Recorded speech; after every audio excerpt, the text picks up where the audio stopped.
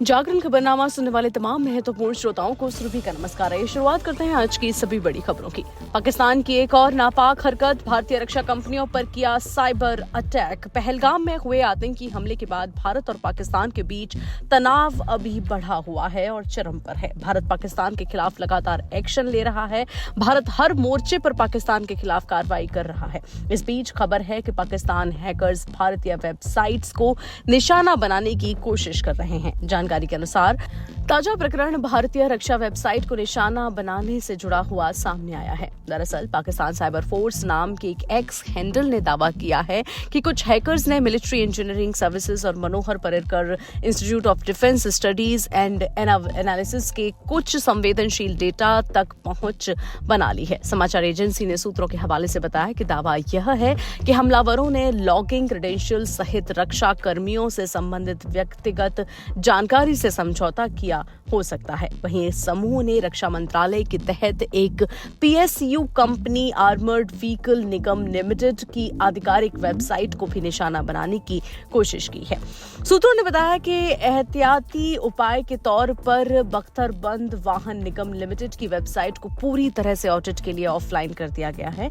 इसका मुख्य उद्देश्य है कि अवैध तरीके से होने वाले किसी भी एक्शन से किसी भी संभावित नुकसान का आकलन किया जा सके और वेबसाइट की सुरक्षा सुनिश्चित की जा सके। वहीं साइबर सुरक्षा विशेषज्ञ और एजेंसियां किसी भी अतिरिक्त साइबर हमले का पता लगाने के लिए साइबर स्पेस की सक्रिय रूप से निगरानी कर रही हैं, विशेष रूप से उन हमलों का जो पाकिस्तान से जुड़े खतरनाक तत्वों द्वारा प्रायोजित हो सकते हैं। इस निगरानी का मुख्य उद्देश्य इन साइबर हमलावरों द्वारा भविष्य में उत्पन्न होने वाले किसी भी जोखिम को शीघ्रता से पहचानना और उसे कम करना है।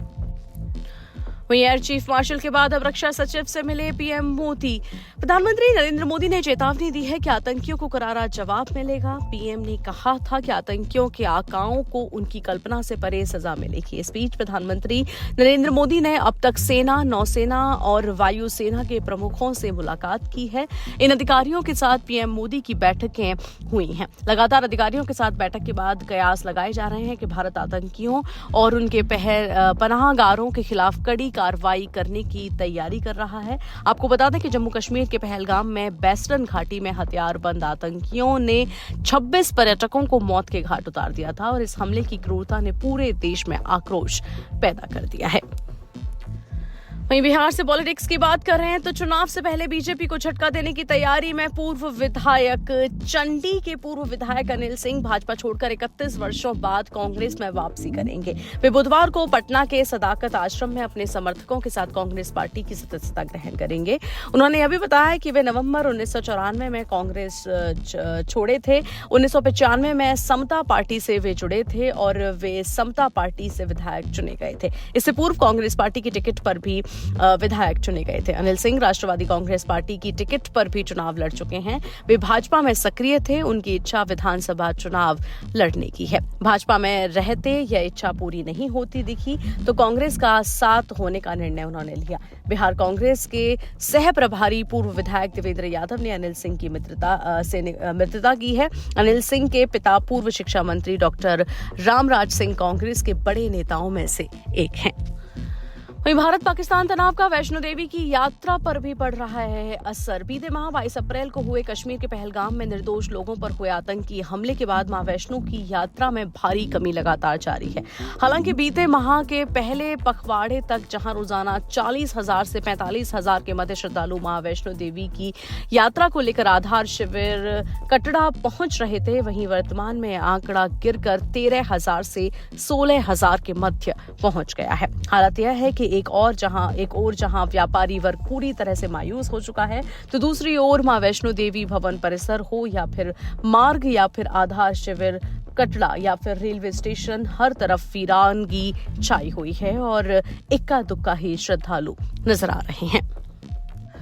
वहीं 4 साल बाद पहली बार श्रीलंका का दौरा करेगी टीम बांग्लादेश। बांग्लादेश की क्रिकेट टीम 4 साल के लंबे इंतजार के बाद पहली बार श्रीलंका दौरे के लिए तैयार है। जून जुलाई में श्रीलंका बांग्लादेश के खिलाफ वनडे, टी20 और टेस्ट सीरीज की मेजबानी करेगा।